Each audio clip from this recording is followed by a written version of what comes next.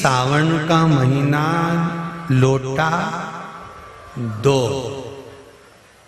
इसलिए अपने दुख तकलीफ कष्ट बीमारी को भी लोटा दो, इसलिए हाथ में लोटा दो और उसको ले जाकर फिर शिव पर कावड़ के भाव से, जैसे कावड़िया दो लेकर जाते हैं बोतल, दो कलश लेकर जाते हैं डंडे में बांध कर, ऐसा दिल से कावड़ का भाव लेकर जाए, भाव से लेकर हृदय से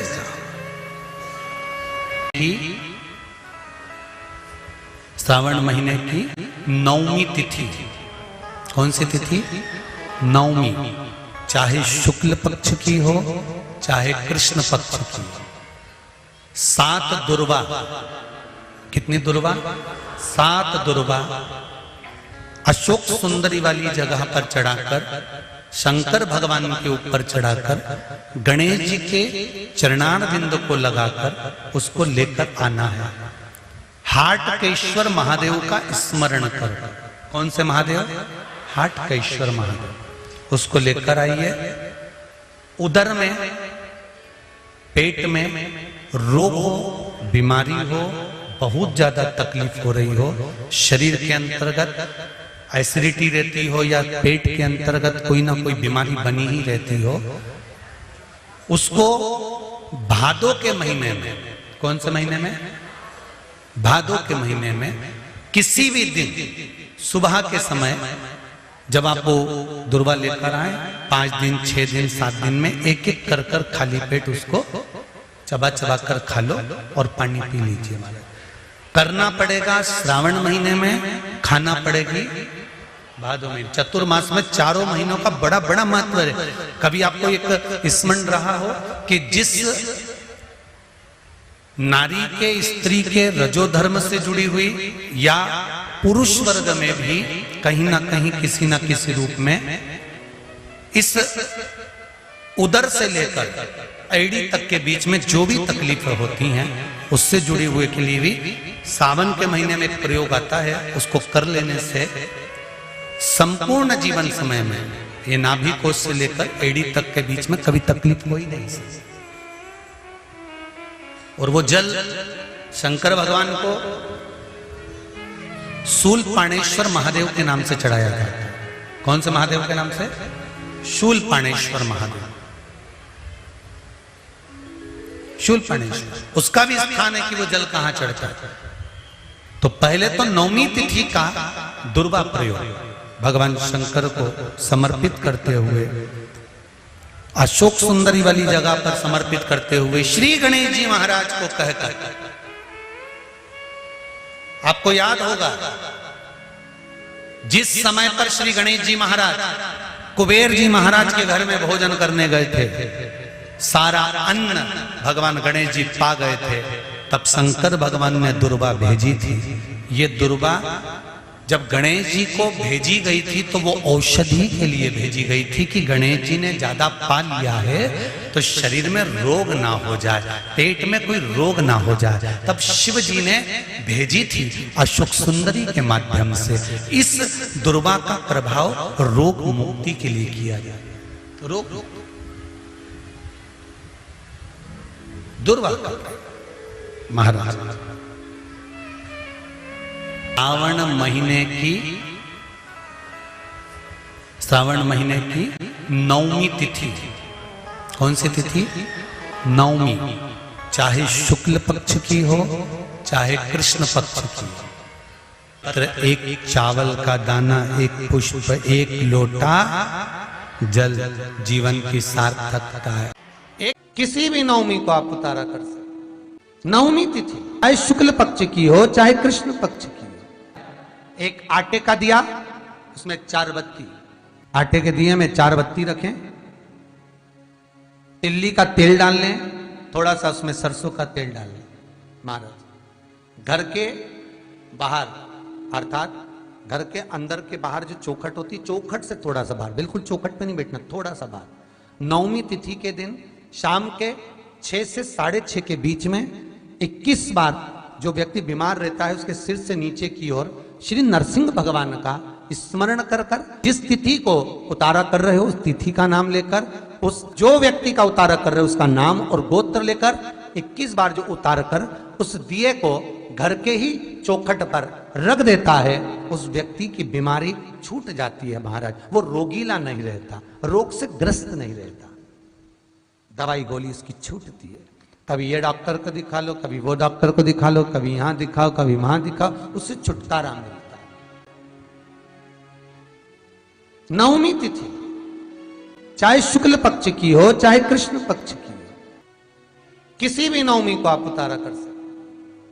भगवान नरसिंह का स्मरण करना, नाम लेकर आप कर सकते। जिस दिन दिल से हारो ना, थोड़ी तकलीफों में अगर घिर जाओ, तकलीफें आ जाए, कष्ट आ जाए, तकलीफें जिस दिन तुम्हारे भीतर बहुत ज्यादा मात्रा में आ जाए, उस दिन 3 बेलपत्र, एक बेलपत्र में पीला चंदन, बीच वाली पत्ती।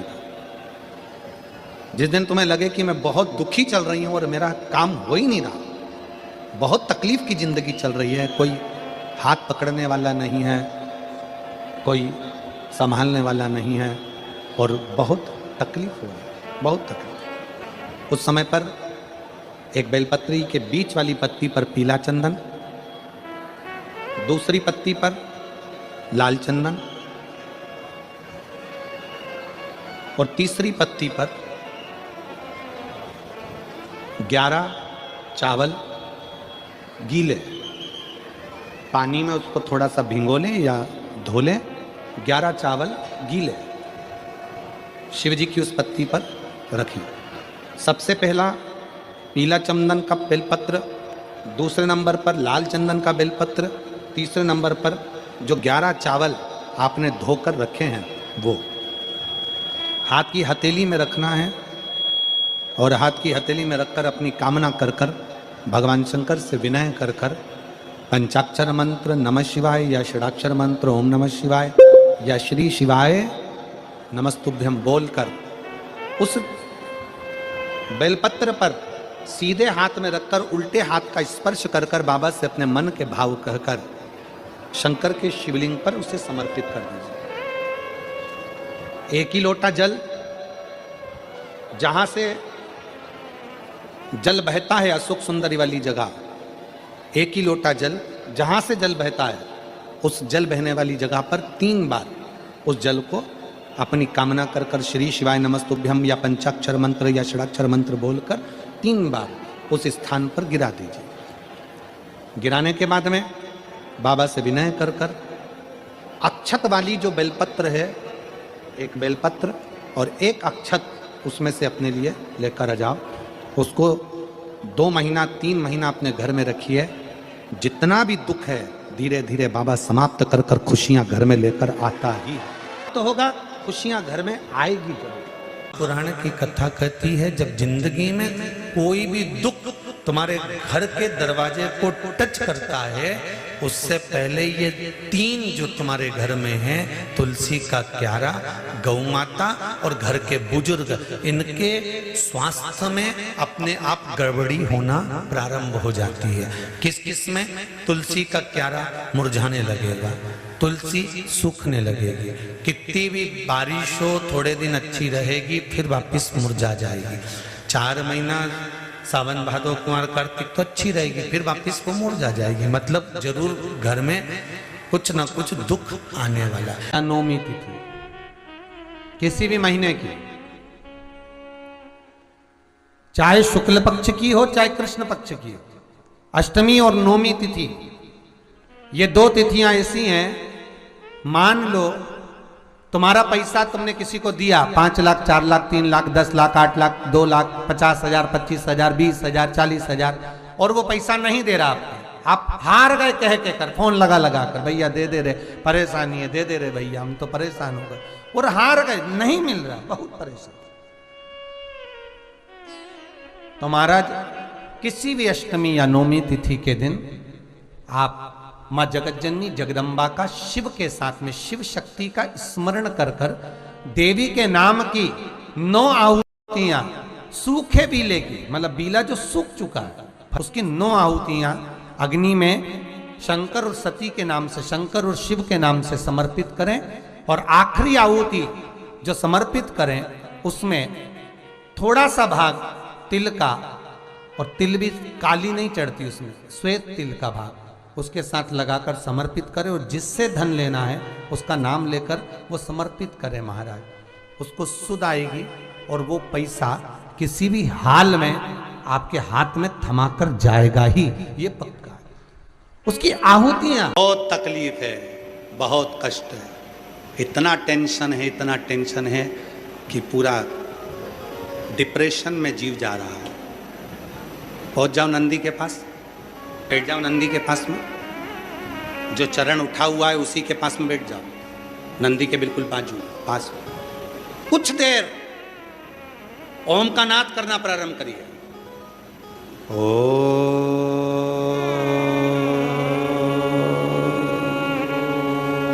जब हम नंदी के चरण के पास में बैठकर ओम का नाद करते हैं, अभी अभी आप 2 क्षण के लिए, अगर आपके आमने सामने से कोई नहीं जा रहा हो तो आप बड़े प्रेम से, बहुत भाव के साथ अपना सीधा चरण थोड़ा सा खड़ा करिए, जितने जमीन पर बैठे हैं वो 2 क्षण के लिए बस कर देखिए। 2 क्षण के लिए सीधा चरण आगे करो और 5 बार ओम का नाद कर देखिए। कमर दुख रही है, पीठ दुख रही है, सिर दुख रहा है, डिप्रेशन हो रहा है, टेंशन है, 5 बार ओम का उच्चारण करना है आपको। केवल चरण आप इस तरह से इसको चरण को रख लो, बस केवल इस चरण को खड़ा करो और साथ में ओम का लंबा नाद करेंगे, सब साथ में बोलेंगे। सबके मुख से शब्द निकलना चाहिए और अच्छा लंबा स्वर निकलना चाहिए, अच्छी आवाज निकलना चाहिए, एकदम गुप्त चुप रहकर नहीं, लंबा स्वर।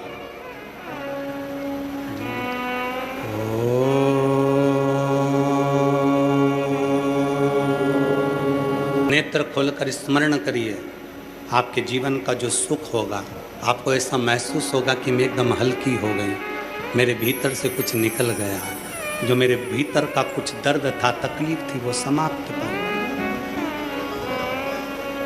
नंदी का चरण, नंदी का चरण, सीधा चरण, कितनी भी टेंशन है आप जाओ बैठो कुछ क्षण उस नंदी के पास।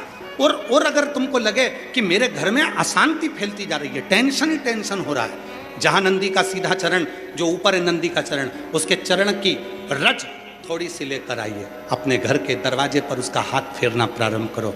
धीरे धीरे धीरे धीरे शांति महसूस। नंदी और शिवलिंग के बीच में एक सोमसूत्र होता है, वो सूत्र बंधे होने से नंदी से करी गई प्रार्थना शिव क्षण भर में सुन देते हैं और हमारे दुखों को समाप्त करना प्रारंभ। अष्टमी, नवमी और चतुर्दशी 3 तिथियां ऐसी हैं, चतुर्दशी अमावस्या की भी और चतुर्दशी पूर्णिमा की। अष्टमी नवमी अमावस्या की भी और अष्टमी नवमी पूर्णिमा, ये वो तिथियां हैं जिन तिथियों में मां नील सरस्वती का स्तोत्र का पाठ कर कर एक शंख पुष्पी पुष्प, एक अपारिजात का पुष्प जलाधारी पर रखकर 7 बार अगर जल का पात्र से जल चढ़ाया जाए और उसी जल को कटोरी में झेल लिया जाए, उस जल को 3 दिन तक लगातार यदि सुबह दोपहर शाम रोज उस बच्चे को देना चालू करिए, उसके हाथ पैर भी काम करना प्रारंभ करेंगे, उसकी बुद्धि भी काम करना प्रारंभ करेगी। जो वो पलंग पर पड़े पड़े राल टपकाता रहता है, उसको लोग कहते हैं कि 18 साल का हो गया और दिमाग केवल 10 साल का है, 5 साल का है, उसमें धीरे धीरे बुद्धि प्रबल होना प्रारंभ हो जाएगी और वो भी एक दिन कार्य करना प्रारंभ करो। बिना प्रैक्टिकल के मत रहना। में लगे 15 दिन हो गए, घर में आवक नहीं है, परेशानी चल रही है, अपने ही घर में जो भी पौधा हो, जो भी पौधा, उस पौधे की मिट्टी को थोड़ा सा उठाओ, पार्थिव शिवलिंग बनाओ, उस पर जल चढ़ाओ, पूजन करो, दीप लगाकर प्रार्थना कर कर उसी का थोड़ा सा जल अपने दरवाजे पर लगाओ और बाद में पार्थिव शिवलिंग को वहीं पर उसी गमले में ही विसर्जन कर दो। 15 दिन तक लगातार प्रदोष काल में कर कर देखिए, मेरा शिव ऐसी करुणा करेगा, 15 दिन के अंदर ही आपको खुशियां मालूम पड़ेंगी। और निवेदन करूंगा, अगर जिंदगी में थोड़ी सी तकलीफ है, दुख है, कष्ट है, परेशानी है, 5 कमलगट्टे, 5 बेलपत्र तांबे के लोटे में जल भरकर रख लीजिए। सीधे हाथ पर उस कलश को रखो जिसमें 5 कमलगट्टे और 5 बेलपत्र रखिए। श्री शिवाय नमस्तुभ्यम इस मंत्र का 5 बार स्मरण कर कर आपको जो तकलीफ है उसको हृदय चित्त से धरकर मस्तक से कलश को लगाकर किसी एकांतेश्वर महादेव पर, किसी वृक्ष के नीचे विराजमान हो, ऐसे एकांतेश्वर महादेव पर अपनी कामना कर कर वो जल समर्पित कर दो।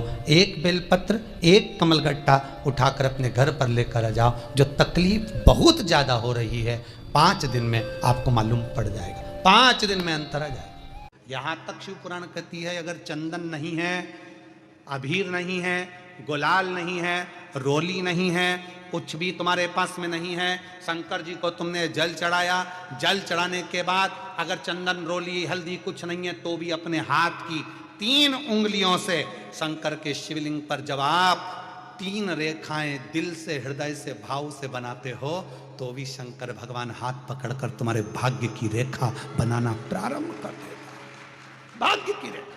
भाग्य की रेखा बनाना प्रारंभ कर देगा। अब खींचो 3 लाइन। ब्रह्मा विष्णु महेश की 3 सलाखाएं जब शिव जी के शिवलिंग पर लगाई जाती है, यहां तक शिव पुराण कहती है अगर हम शंकर भगवान के शिवलिंग को जल चढ़ाकर 3 रेखाएं भी ना खींच सकें तो अपने हाथ की 3 उंगली का यदि स्पर्श मात्र भी शिवलिंग पर कर देते हैं तो ब्रह्मा विष्णु और महेश की करुणा हमारे ऊपर होना प्रारंभ हो जाती है। यहां तक शिव पुराण का। एक दिन शाम का समय, प्रदोष का दिन,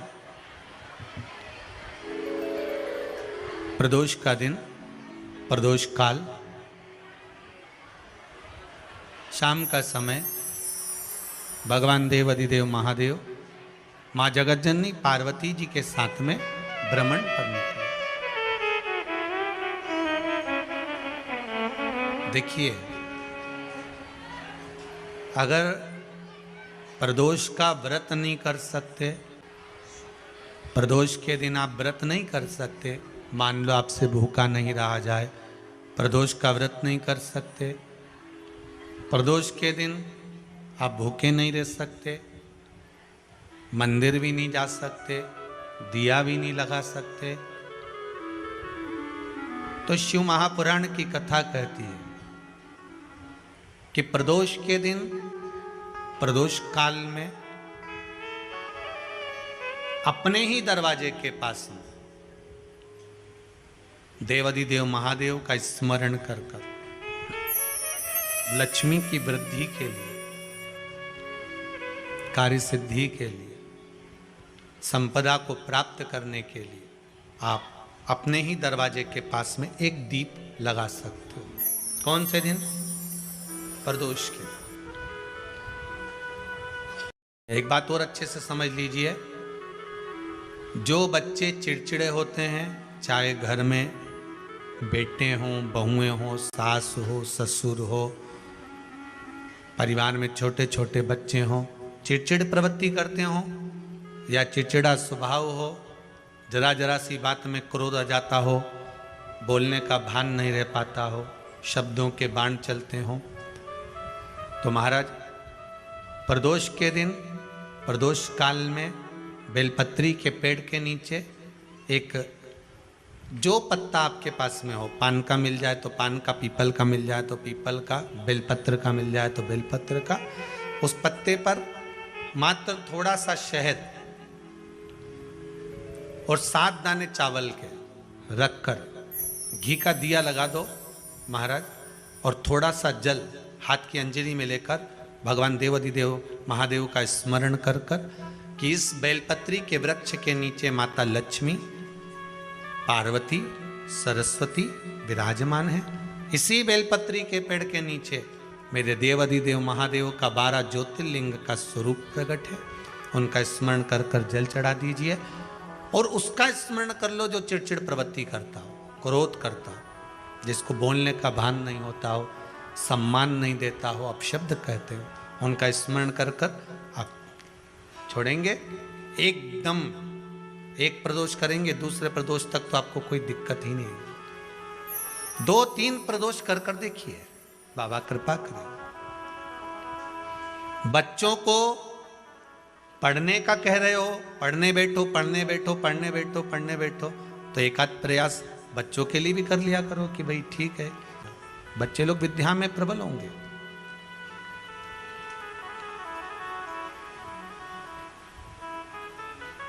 शिव उपासना का जो फल है वह 1000 गुना। पहले भी कथा में काज फिर कहते हैं, शिव मंदिर में जल बाद में चढ़ाना, शंकर के मंदिर में जाकर पंचामृत स्नान बाद में कराना, शंकर जी के मंदिर में जाकर पूजन बाद में करना, पहले थाली एक और रखकर शिव मंदिर में झाड़ू पोछा या जो बेलपत्री निर्माल्य जो भी रखा हो उतरा हुआ सामान उसको भरकर कहीं एक और जहाँ मंदिर वाले रखते हों वहाँ ले जाकर रख दो, झाड़ू पोछा एक बार जरूर। पूजन करने से पहले सबसे पहले सफाई का ध्यान रखो, और एक विश्वास रखना आप मंदिर की सफाई नहीं कर रहे हो, फिर निवेदन करूंगा आपको, आप मंदिर की झाड़ू नहीं लगा रहे हो, आप मंदिर की सफाई नहीं कर रहे हो, आप मंदिर में पोछा नहीं लगा रहे हो। जितना हाथ आप मंदिर में फेर रहे हो सफाई के लिए, उतना आपके जीवन में जितना दुख है, जितनी तकलीफ है, जितना कष्ट है, जितनी बीमारी है, उस पर हाथ फेर रहे हो, मंदिर में नहीं फेर रहे हो। नहीं तो सारी दुनिया में जितने मंदिर हैं सारे मंदिरों में ट्रस्टियों ने कुछ ना कुछ लगा के रखा है, स्वीपर आता साफ करके जाता है, ये आएगा सफाई कर कर जाएगा, पंडित जी होंगे तो बुआरी लगा देंगे, पंडित जी होंगे सफाई कर देंगे।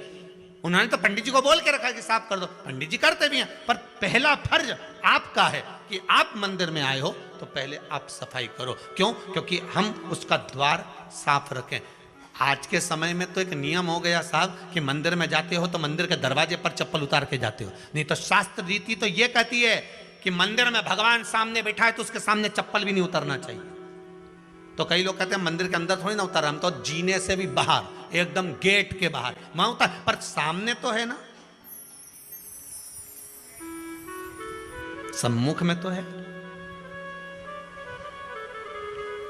तुम्हारे यहां अगर 4 लोग दिवाली मिलने आते हैं ना तो तुमने चप्पल रखने का भी स्टैंड बनाकर रखा है, साइड में उतारिए, दहली पर मत उतार देना, थोड़ा साइड में उतारो, सामने से सब आते जाते रहते हैं, सामने उतारो, सम्मुख में क्यों उतार रहे हो?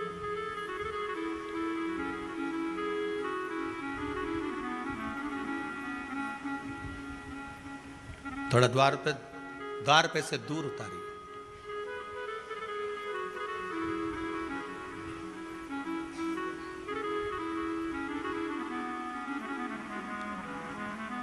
अभी तो कुबेरेश्वर धाम में काम चल रहा है, आप लोग जो दान दे रहे हो आपके दिए हुए दान से निर्माण चल रहा है। अभी तो आप पहनकर जूता चप्पल भी अंदर आ जाते हो, भले दूसरे मंदिरों में चप्पल पहनकर हमने देखा है, आधिकाधिक मंदिरों में ब्रजभूमि पर भी बहुत मंदिरों में लोग अंदर जूता पहनकर चले जाते हैं, पर जब तक बाबा नहीं बैठा तब तक तो आप पहन कर आ रहे हो। जिस दिन बाबा कुबेरेश्वर धाम में आकर बैठ गया उसके बाद वो दोनों गेट पर चप्पल बाहर ही रहेगी। आओ आप, कंकर से शंकर जब शरीर से लगेगा तब सुख भोगोगे, आनंद भोगोगे, सुख की प्राप्ति।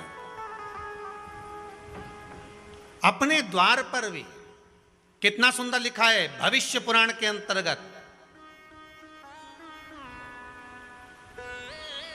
और विष्णु पुराण में भृगु बाबा का चरण का चिन्ह भगवान विष्णु की छाती पर रहा। भगवान विष्णु की छाती पर भृगु बाबा के चरण का चिन्ह रहा।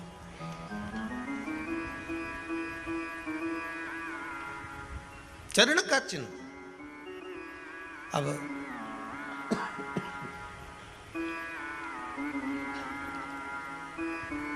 भविष्य पुराण में लिखा है कि अगर हम मंदिर के द्वार पर घर के चौखट के एकदम सामने चप्पल उतार देते हैं 7 बार दिन भर में से, कितनी बार?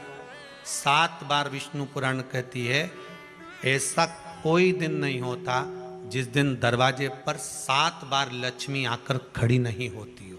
कल एक कथा कही थी आपको कि प्रत्येक मनुष्य के भाग्य में सुख लिखा है, केवल मंथन करना।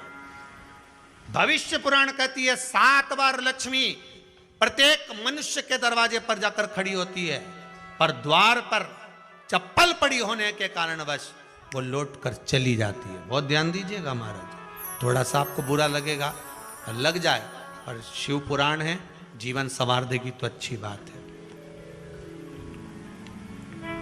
जीवन संवार दे तो अच्छी बात है। मंदिर के द्वार पर हम जब चप्पल छोड़ते हैं, जिस मंदिर की चौखट पर चप्पल छोड़ी है, आप जितनी देर आराधना में लगे रहते हैं उतनी देर तक आपकी चप्पल पर जितने लोग लांग कर जाते हैं, जितने लोग लांग कर प्रवेश करते हैं, उसका भी दुख आपके भाग्य में आता चले जाता है। ध्यान दीजिएगा जरा, चप्पल का भविष्य पुराण में पढ़िएगा कवि की पादुका का महत्व क्या है, पादुका किस ओर उतारना चाहिए, पादुका को कहाँ रखना चाहिए, किस जगह पर बुआरी झाड़ू को रखना चाहिए, किस जगह पर चलनी को रखना चाहिए, सुई उस सुई को जिस हाल में सब बैठते हैं उस हाल में क्यों रखा जाता है? सुई तो इतनी सी है, पर जिस हाल में सब बैठते हैं उस हाल में ना तो झाड़ू रखते हैं, उस हाल में ना चलनी रखते हैं। भैया क्यों नहीं रखते? कारण क्या है कि जिस हाल में सब बैठकर बात करें, आवक जावक की बात हो, व्यापार की बात हो, लक्ष्मी की बात हो, प्रेम स्नेह की बात हो, आपस में बैठकर सब चर्चा कर रहे हो, अगर वहां छलनी होगी, झाड़ू होगी, तो बैठे बैठे बात करने में विवाद चालू हो जाएगा। 15-20 मिनट तुमने बहुत प्रेम की बात करी, अच्छे से बात करी, पति पत्नी बहुत प्रेम की बात कर रहे थे, मालूम पड़े बात करते करते से कब झगड़ा उत्पन्न हो जाए तो समझ में नहीं आया। हमारी बहू को क्या हो जाता है, बैठे बैठे बात करते करते झगड़ा कर देती है, जरा सी बात में झगड़ा चालू हो जाता है। कारण क्या है? जिस हाल में तुम बैठ रहे हो, जिस कमरे में तुम बैठ रहे हो, जिस हाल के अंदर सब बैठकर चर्चा करते, बात करते, चित्त करते, आपस में बैठकर सब लोग एक दूसरे के बातचीत करने बैठे हैं, आए वे देखने बैठे हैं, दुकान व्यापार की बात करने बैठे हैं, उस जगह पर भी झगड़े का क्रम कहां से आ गया? एक ना एक का मुंह क्यों फूल गया? कारण क्या था? कोई बात टेंशन क्यों आ रहा है? मतलब उस हाल में या तो चलनी रखी है या झाड़ू रखी है, भले तुमने सोफे के नीचे फंसा दियो, भले तुमने पीछे फंसा दियो, पर पड़ी जरूर है, रखी जरूर है, कहीं ना कहीं पड़ी होगी।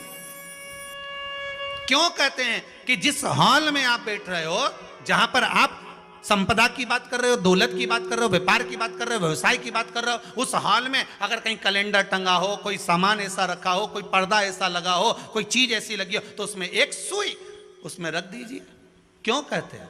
हमारे यहाँ दूल्हा भी जाता है ना, तो उसका जो साफा बनता है या जूता उसको पहनाते हैं, उस तक में पिन टच करके भेज देते हैं। बोलो सही है कि गलत है? दूल्हा तोरण लगाने जा रहा है, दूल्हा तोरण देने जा रहा है, तो उसके जूते में भी पिन घुसेड़ कर भेजते हैं, पिन लगाकर भेजते हैं, उसके साफे में पिन लगाकर भेजते हैं। एक भले सुई नहीं लगाएंगे तो आलपिन लगाकर भेज देंगे। क्यों भेजते हैं? उसका कारण क्या? कि लक्ष्मी को लेने जा रहा है, संपदा लेने जा रहा है, और जिसको वो ब्याह करने जा रहा है उसका संबंध सुई और धागे के संबंध जैसा हमेशा सिला हुआ होना चाहिए, उधेड़ा ना जाए, कैंची जैसा कटा हुआ नहीं होना चाहिए। एक एक प्रमाण को जरा देखो तो। और दुनिया के लोग कहते हैं साहब हमारे यहाँ तो सुख नहीं है, शांति नहीं। शांति तुमने भंग करी, कोई दूसरा भंग करा। चप्पल उतार दी दरवाजे पर, मंदिर के द्वार पर। हम तो यहाँ तक कहेंगे पशुपति व्रत करने जा रहे हो, पशुपति व्रत को धारण करने जा रहे हो, एक सोमवार मत पहनो चप्पल। जब मंदिर जा रहे हो तब दिन भर पहनो, मंदिर जाओ मत पहनो। कोई जरूरी है कि मंदिर पहनने चप्पल पहनना जरूरी है? मत पहनो। मंदिर के द्वार पर जहां भगवान विराजे हैं उसके द्वार पर अगर आपने चप्पल उतारी है, आप तो अंदर चले गए, पर जितने लोग लांग रहे हैं उसका मालूम, उसका स्मरण कितना कितना गया। छाता, चप्पल, आसन, मांग का टीका, इसका भी वर्णन पहले कर चुके हैं कथाओं में, आप लोगों ने सुना होगा। छाते का भी वर्णन किया। किसी का छाता बारिश में तुम लेकर आ गए, पानी गिरने लगा, जी तुम्हारा छाता देना, छाता तो लेकर आ गए, पर जितने दिन तुम्हारे घर में रखा हुआ है उतना दिन तक हिसाब लगा कर रखना कि 15 दिन रखा तो तैयारी रख लेना। 15 दिन में कितने घंटे हुए, कितने घंटे कितने पल, उतना आपको दुख भोगना पड़ेगा। दूसरे का छाता आया, इसलिए कोई प्राण छोड़ता है, मरता है, तो उसके पद में यही सब चीजें देना पड़ती। क्या क्या बोलते जाओ, छाता, चप्पल, आसन, माला सब देना पड़ता है। बोलो देते कि नहीं देते? तो क्यों देना पड़ता है? छाता क्या काम का कि छाता देना पड़ेगा? क्या व्यक्ति 24 घंटे क्या धूप में रहता था कि पानी में रहता था जो छाता देना पड़ेगा? चप्पल क्यों देना पड़ेगा? किस लिए देना पड़ेगा? उसका शास्त्र प्रमाण।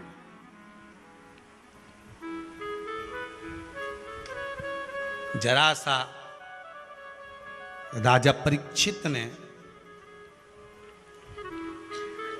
जरासंध के मुकुट को सिर पे पहन लिया था और बुद्धि बदल गई थी।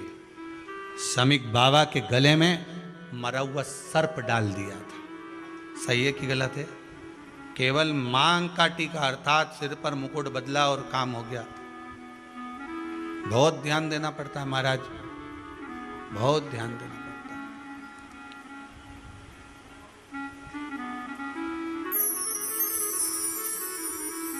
तुम्हारी चप्पल कोई ले गया, तुम रो रही। किसी ने पूछा क्या हो गया? मेरी चप्पल कोई ले गया था, फिर मैं दूसरे की ले गई। तुम्हारी कोई दूसरा ले गया, तुम दूसरे की ले गई।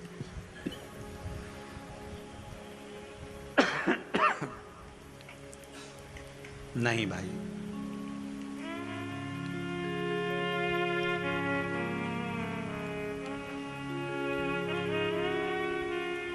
उसको प्राप्त करने के बहुत तरीके हैं। एक सत्य बात कहें, 7 बार लक्ष्मी प्रतिदिन मनुष्य का द्वार झांकने के लिए आती है। ऐसा कोई दिन नहीं जाता जिस दिन तुम्हारा भाग्य भगवान पलटने के लिए नहीं बैठा हो। वो तो इंतजार करता है कि ये गेंद फेंके और मैं चौका छक्का लगा दूं। वो कहते हैं ना, 1 ओवर में कितनी गेंद फेंकते हैं? जम के बोलो। अरे एक ही फेंकते हैं। 1 ओवर में कितनी गेंद फेंकते हैं? एक। वही गेंद बार बार फेंकते हैं ना। गेंद तो एक ही है नहीं, वो तो बार बार गिनाया तो 6 बार गिना, तो फेंकी तो एक ही है कि बदल बदल के फेंक दी, पीली नीली हरी गुलाबी? नहीं, एक ही है।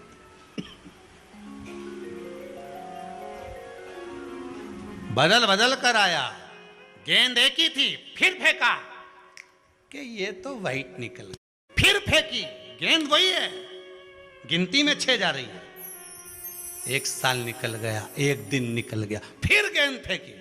अरे साहब, एक भी रन नहीं बना। फिर फेंकी, अभी भी नहीं बना। फिर फेंकी तो के बाउंड्री तक तो पहुंच गई है। अब की बार जो फेंकी तो के ऊपर से निकल गई, सीधे 6 पे पहुंच गई। भगवान भी ये कहता है, एक ही गेंद है, 6 बार फेंकी है। शास्त्र कहता है 7 बार दरवाजे पर लक्ष्मी आती है, मौका देखती है कि कब मौका मिले मैं इसके घर में प्रवेश कर जाऊं। पर कभी कभी ये निंदा करती दिखती है, कभी बहू की चुगली करती दिखती है, कभी टीवी में मन लगाए दिखती है, कभी सुई धागा लेके बैठी मिलती है, कभी झाड़ू लगाती फिरती है, कभी दरवाजे पे चप्पल खुली मिल जाती है, कभी कुछ मिल जाता है। मैं बार बार आती हूँ, अब नहीं माने तो मैं कई करूँ, मेरे को तो जाना पड़ेगा। मेरे को तो जो नियम है, सर्विस करने वाला, नौकरी करने वाला तो टाइम पे आएगा। तुम भले कंप्यूटर चलवाओ, चाहे मोबाइल उड़वाओ, चाहे तुम लिखा पढ़ी करवाओ, बोलो सही है गलत है, उसको तो करना है। बोलो साहब क्या करना पड़ेगा? लग जाओ कंप्यूटर पे, लग जाओ, उठाओ मोबाइल, ये तो उसको तो करना है। वो तो टाइम पे पहुंच गया 9 बजे। लक्ष्मी जी भी टाइम पे आती है। आई दरवाजे पे क्या देखा उसने कि ऐसा ऐसा है। कई कई की तो आदत पड़ी, रोटी घर में बना हुआ सारा दाल चावल सब्जी वब्जी जो बच गई, उठा के मैं दरवाजे के पास में रख के आ गई। लक्ष्मी जी सोचे बताओ, ऐसा तो पहले से रख, अंदर चली गई और ऐसा खिला दिया तो मैं तो नहीं जाऊं। लक्ष्मी जी वापिस चलती। कई लोगों की आदत, आटा छना हुआ, ऊपर की जो चापड़ थी, उनने कहा गाय खा के चली जाएगी, ओटला पे पटक के आ गए। लक्ष्मी जी इतने में आई कि चापड़ तो यहाँ पटक के चली गई, मैं काय को जाऊं, छलनी में से जा उधर, नहीं जाऊं। कितना कितना कहा है महाराज। केवल 1 दिन का इंतजार रहता है, दिवाली आए लक्ष्मी जी हमारा घर आएगी ने, लीप लिया ने, पोत लिया ने, मांडना भी मांड लिया, लक्ष्मी जी का पाँव भी मांड लिया ना, कमल का फूल भी मंगवा लिया, गेंदा की माला भी बुलवा ली, सारी गेंदा वेंदा की माला दरवाजे पे भी लगा दी, चौक मोक पूर के बेटी इंतजार में, लक्ष्मी जी आएगी, लक्ष्मी जी आएगी। लक्ष्मी जी बोली मैं तो रोज आऊँ री जी, मैं तो रोज आऊँ, पर कई करूँ थारी बुद्धि काम नहीं करे, मैं कई करूँ, मैं तो रोज आऊँ। फिर के लक्ष्मी मैया अब की बार आ गई तो जाजे मती रही, बड़ी तकलीफ में हूँ। लक्ष्मी जी बोली नहीं जाना तो पड़ेगा, दिवाली का दिन है, हमारे 10 के घर जाना पड़ता है, बड़ी मुश्किल से तो गुजिया पपड़िया मिलता है, नहीं जाऊंगी तो अच्छा नहीं लगेगा, तो जाना तो पड़ेगा, पर रोज आऊंगी, प्रतिदिन आऊंगी। तू अगर मुझे रोक सकती है और अपने घर में बुला सकती है तो बुला ले, और आऊंगी मैं प्रतिदिन और जाऊंगी भी मैं प्रतिदिन। लक्ष्मी आती भी खूब है और जाती भी खूब है, एक जगह टिकती कभी नहीं है, बस उसको बुलाने का तरीका होना चाहिए। रोज भगवान चाहता है कि तेरा दिन फिर जाए। कथाओं में भी आप लोग बोलती हो, आंवला नवमी वगैरह की बोलना, जैसे ही का दिन फिर या, ऐसी बोलती हो ना, कथा कहानी सुनती हो जब, कैसे बोलते हो कहानी सुनने के समय पे, ये जैसे ही का दिन फिर या ने वैसा हमारा दिन फेर जे माता, ऐसा कर जे माता। तो माता जी बोले मैं तो रोज का दिन फेरूं तेरा, तो काहे के चिंता करे री कमला, काहे चिंता करे, मैं तो रोज का फेरू, तू सुधरे तो मैं तो बिल्कुल तैयारी में। ब्राह्मण बेलपत्री को भर रहा था, बेलपत्री ब्राह्मण भर रहा था। पार्वती जी ने शिव जी से कह दिया इसके पास कुछ भी नहीं है, आपका भगत है ये, आपका भगत है, इसके पास कुछ भी नहीं है, आप कृपा नहीं करोगे। शंकर भगवान बोले आज प्रदोष का दिन है, प्रदोष काल में ये मेरी सेवा में लगा है। सुनो पार्वती, जितनी बेलपत्र इसने उठाकर रखी है वो बेलपत्र स्वर्ण मुद्रा के बराबर हो जाएगी, तो चिंता मत कर। शिव पार्वती को कहकर चल दिए। शंकर पार्वती बात कर रहे थे, इतने में एक सेठ ने सुन लिया कि जितनी बेलपत्र भर के ले जा रहा है उतनी स्वर्ण मुद्रा हो जाएगी। बनिया ने सुन ली, सेठ ने सुन ली, तो जैसे ही शंकर पार्वती गए, सेठ जी उस ब्राह्मण के घर चले गए, 100 सोने की मुद्रा देकर कहा जितनी बेलपत्र है चढ़ी हुई मुझे दे दे, जो चढ़ी हुई बेलपत्र है वो मुझे दे दे। महाराज